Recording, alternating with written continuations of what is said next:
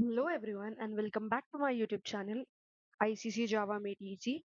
Myself Jahanvi Appalla, and in today's video we are going to talk about something very important, that is how do we take an input in Java.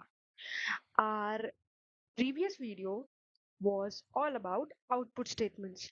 So similarly, the way we display output on the screen for the user, similarly we take input from the user to perform some operations. So yeah, this was all about the introduction part. Let's get into the video. Now, let me give you a very small introduction on what is input and why is input needed.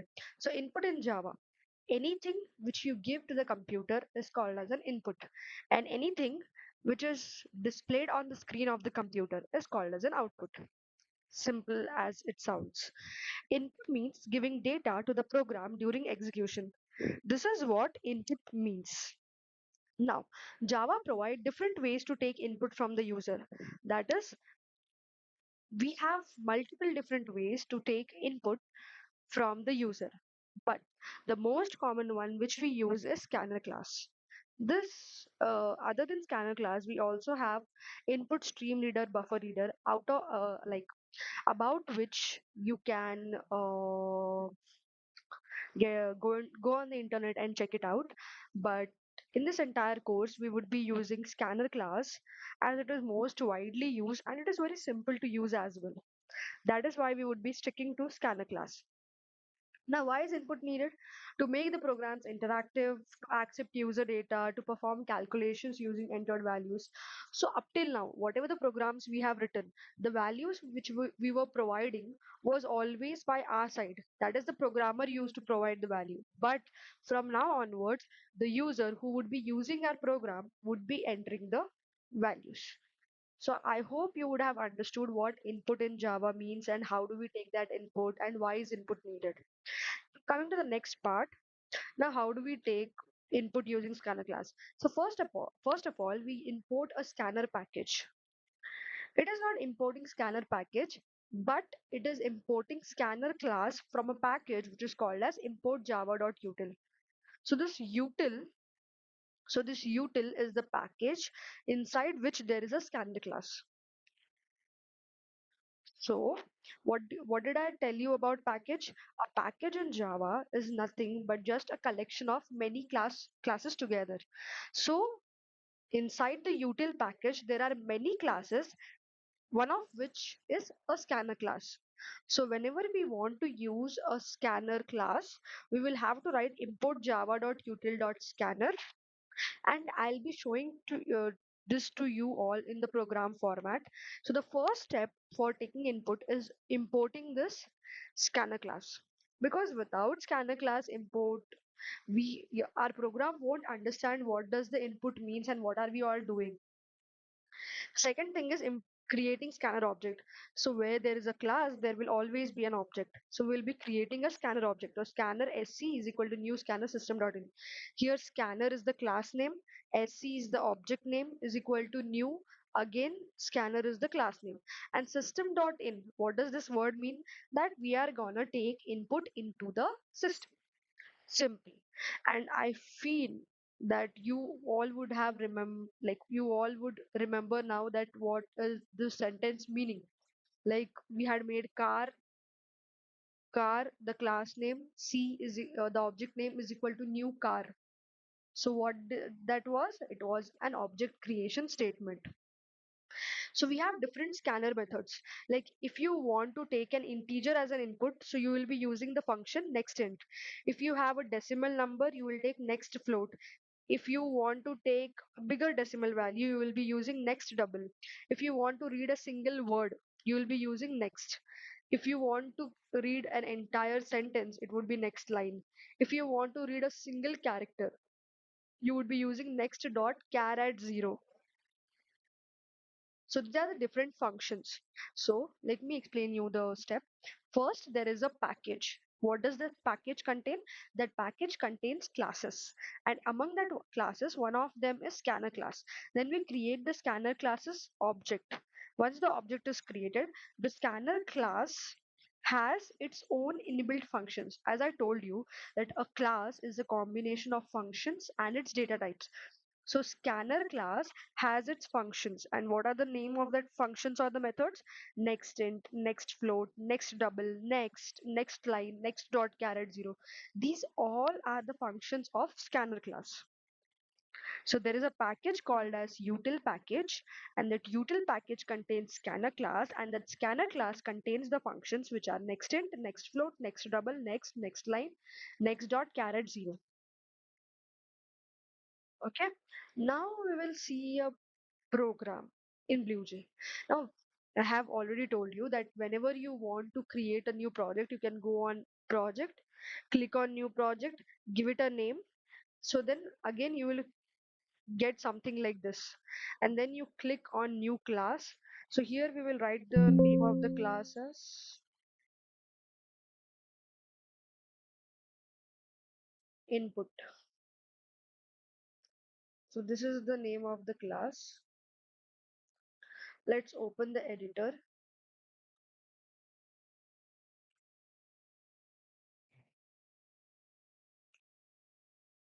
So here the first step would be, we would be importing, import java dot util dot scanner. We also have one more way of writing this, which is import java dot util dot star. So import java.util.star means that, and that you are taking all the classes from this java.util package. And when you write specifically scanner, that means you only need the scanner class. And then you write public. So we have already done our first step, which is importing. Next, we will be writing public static void main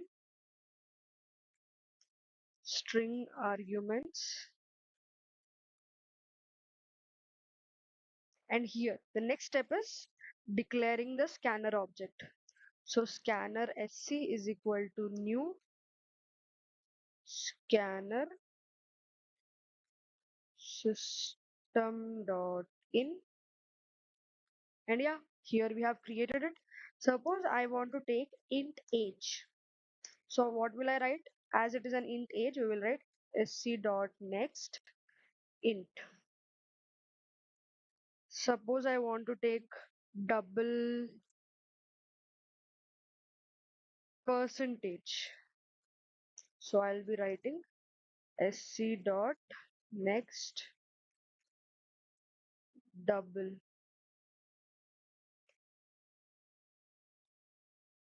Suppose I want to take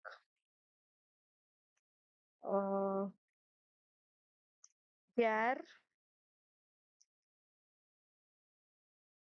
first. Suppose I want to take char first letter. It will be sc dot next dot char at 0. Now let's just print it all. System dot out dot println. First we will be printing age, and the next would be, we would be printing percentage. So here we will be writing percentage,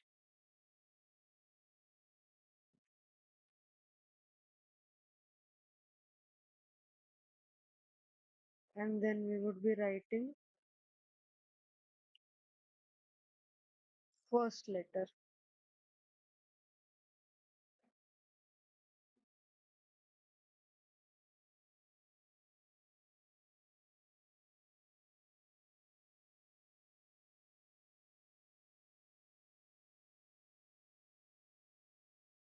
Let's compile our code first. So it is compiled. These were all the steps to be taken in while taking input from the user. Now, what are errors? Errors are some mistakes which you do while writing a Java program or a code. So there are three different types of errors in Java. First is syntax errors, second is runtime errors, and third is logical errors. Syntax. In Java, whenever you write anything, that there is a syntax for writing a class, there is a syntax for writing an object, there is a syntax for declaring a variable, there is a syntax for each and everything in Java. So if you miss out on any single point, you will get a syntax error. And runtime errors. What does the term runtime means? When the program will be in running phase, whatever the errors you see during that time is called as runtime errors. And logical errors. Logical errors are those errors which you do on a logical phase, on a logical mind. Like, for example, if you had to write area is equal to length in breadth, length into breadth, instead of multiplication, you wrote addition. So this is what logical error means. So syntax errors. Syntax errors are those mistakes in just Java's grammar. For example, if you see here, system.out.println hello. If you, you would be saying that, hey, that's a correct statement. But if you see it properly, if you look at it carefully, you will see that there is a missing semicolon. So yeah, this is a syntax error. So what are the common syntax errors? If you miss a semicolon, if you miss a bracket, if you miss some spelling mistakes are there, if you use some wrong keywords, for example, instead of class, you use CASS. So yeah, these are what the examples of syntax errors. Those errors which are not to be made, that needs to be kept in mind. That is an error in Java's grammar. That is called as syntax errors. Runtime errors. Runtime errors are those which occur during the execution of the program. For example, if you see here, int a is equal to 10 divided by 0. Can we ever divide any number by 0? No, because the answer is not known anywhere. So thus it comes under an error which is called as arithmetic exception, because divided by 0 is not possible. Similarly, there are other kinds of errors. Array index out of bounds. We will know about this null pointer exception. So these two errors we would be knowing in future when we will learn about arrays. But for now, you can understand that runtime errors are those which occur during the execution of program. For example, division by 0. Then we have logical errors, as I mentioned you, that program runs successfully but gives wrong output. Why? Because the logic which we have put here is wrong. So logical errors are those when any of our logic becomes wrong. That is when we experience logical errors. So int area is equal to length plus breadth. Is it the correct thing? No. Instead of addition, there should be multiplication. So this is why logical errors happened. Now, what are comments in Java? Comments are nothing but that part of the code which uh, which is never understood by the compiler, and the compiler never wishes to understand it also. So anything you write in the comments will never be run by the compiler. That part will never be checked for errors. So generally we write comments so that we understand that part of code. For example, if I'm writing a very big code and that consists of the front end code, back end code, or inside the front end also the login page, the home page. So I'll have to mention the code, that this code is for home page, this code is for navigation page, this code is for footer, this code is for the main section. So comments are just English language words which we combine together to make some meaningful sentence that explains us that code. So single line comments is generally, we generally write it with two double slashes, two backslashes. So single line comments is when you just write a single line code, a single line statement. Multi-line comments are those when you write the comments in the multi-line format. And then documentation comments. Documentation comments are when you want to document something. When you want to create a documentation of the code, that is when you use documentation comments. So I want you all to learn more about comments in Java and get more information about it. So yeah, the conclusion of the video, that in this video we learned about taking input from the user, we learned about comments in Java, we learned about different types of errors in Java. So I hope you would have understood these all concepts. If you are till here, I hope you would have understood the content. If not, then do let me know in the comment section wherever you have errors. I'll try solving it. Uh, if you loved listening to this content, if you understood whatever I taught you, do like, share, and subscribe to my YouTube channel. That would motivate me to make more such videos. And do let me know where you feel a lag or whatever your suggestions are. And I'm ready to take those suggestions. Do let me know in the comment section. Thank you. Thank you so much for being till here. And do subscribe to my YouTube channel, ICC Java Made Easy. Thank you.